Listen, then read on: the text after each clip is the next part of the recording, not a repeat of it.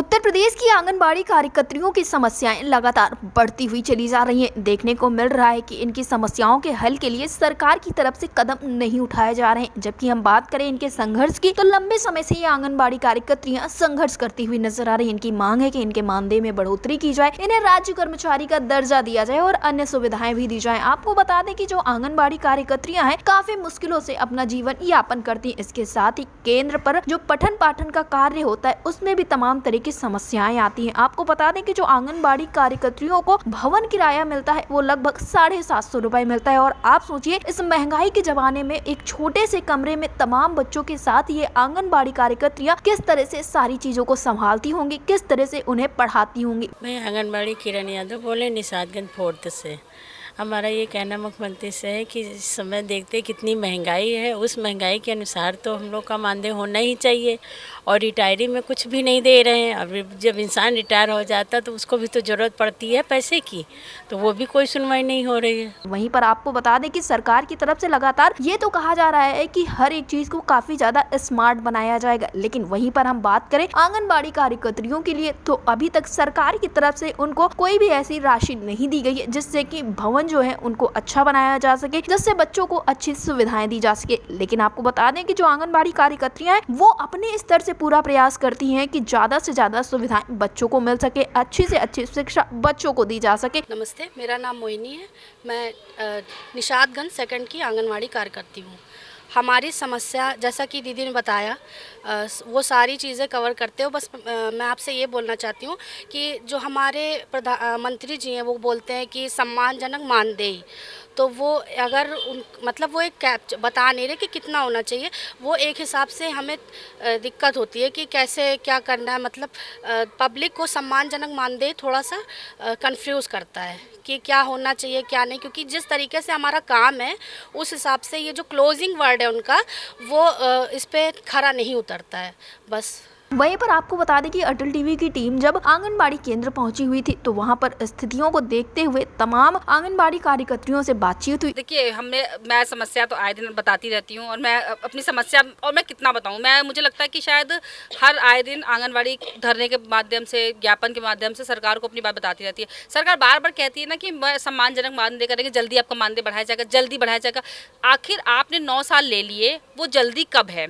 आप वार्ता करते हो, आप आंगनबाड़ी को बुलाते हो, वार्ता करने के बाद बोलते हो जल्दी किया जाएगा। आखिर वो जल्दी कब है? सरकार कब तक की ये चीज़ें कहती रहेगी? ये टालने वाले जो काम है ना, मैं चाहती हूँ टालने की जगह आप वो कर दीजिए। आपको जो करना है आप कर दीजिए।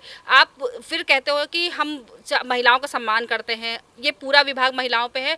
मैं खुद जब नौकरी किए थे तो हम लोग 18 साल की उम्र में जॉब किए। मुझे खुद नौकरी करते करते 20 साल हो गया। हम 40 साल 45 साल के हो जाएंगे, उसके बाद हमारे जब आप उसके बाद बोलोगे आप प्रमोशन के आप लिस्ट में से बाहर हो गए, तो हमारे इतने साल सेवा देने का मतलब क्या रहा? अगर आपने एक प्रावधान लागू किया, आपने सहायक वो रिटायरमेंट शुरू कर दिया, पर जिस जियो के थ्रू आपने रिटायरमेंट शुरू किया वही जियो कहता है कि आपको प्रमोशन करना चाहिए। आप प्रमोशन नहीं कर रहे पर आप रिटायर कर रहे हो, तो ये सरकार की दोहरी नीति हो गई ना कि आप रिटायर तो कर रहे हो पर आप प्रमोशन नहीं दे रहे हो। जिस हिसाब से मैं कहती हूँ जो आंगनवाड़ी 10 साल पूरा करती है उसको नेक्स्ट डे प्रमोशन हो जाना चाहिए, ये आपकी नीति कहती है। पर नहीं, आप जब प्रमोशन की बारी आएगी तो कहेंगे फाइल चल रही है, फाइल चल रही है। मुझे भी जानना आखिर फाइल कहाँ चल के जानी है और कितना समय लगता है। सब कुछ डिजिटल हो चुका, आप एक बटन क्लिक करो, सब कुछ पूरा आपके सामने खुल के आ जाएगा। तो मैं भी चाहूँगी सरकार से कि सरकार इस चीज़ पर ध्यान दें कि आंगनवाड़ियों की स्थिति थोड़ा सुधार करें। आंगनवाड़ी की स्थिति एक्चुअली बहुत ख़राब है और अल्प मानदेय के साथ आंगनवाड़ी को घर चलाना है, उसी से सारे कार्य करने हैं। तो आप सारी सरकारों को तो आप कहते हो कि वो उस सरकार ने कुछ नहीं किया, उस सरकार ने तो किया, तो आपने भी हमारे लिए कुछ नहीं है। तो कृपया आप अपना ये जो टैग है कि हम ये सरकार बहुत अच्छा करी, तो मैं चाहती हूँ सच्चाई हो जाए। इसी के साथ आपको बता दें कि उषा जी के साथ साथ वहां पर तमाम बच्चे मौजूद थे। इसके साथ ही उनकी अन्य सहयोगी भी मौजूद थे। तो उन्होंने क्या कुछ कहा है, सरकार से क्या अपील की है और क्या कुछ समस्याएं आ रही, इस विषय में उन्होंने क्या कुछ कहा है, आप भी सुनिए। मैं आंगनबाड़ी हूँ। मैं अपनी समस्याओं के बारे में ये कहना चाहती हूँ, माननीय मुख्यमंत्री जी हम लोगों को काम पे काम बढ़ाते जा रहे हैं, और जब मानदेय की बात आती है तो वो कहते हैं आपका न्यूनतम मानदेय किया जाएगा। न्यूनतम मानदेय की परिभाषा हमें समझ ही नहीं आ रही कितना होना चाहिए।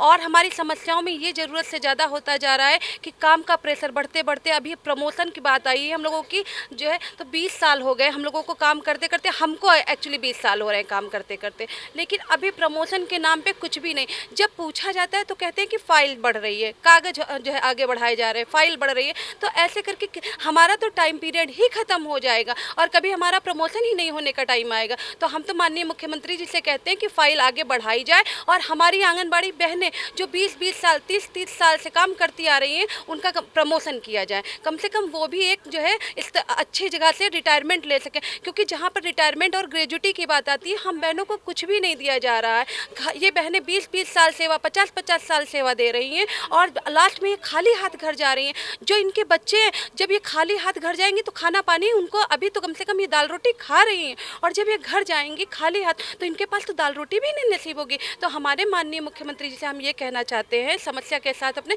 कि एक कम से कम 24,500 हमारा मानदेय किया जाए।